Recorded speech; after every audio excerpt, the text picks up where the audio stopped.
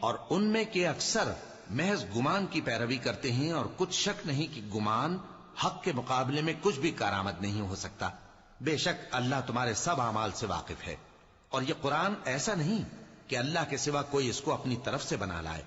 ہاں، یہ اللہ کا کلام ہے، جو کتابیں اس سے پہلے کی ہیں ان کی تصدیق کرتا ہے، اور انہی کتابوں کی اس میں تفصیل ہے۔ اس میں کچھ شک نہیں کہ یہ رب العالمین کی طرف سے نازل ہوا ہے۔ کیا یہ لوگ کہتے ہیں کہ پیغمبر نے اسے خود ہی گھڑ لیا ہے؟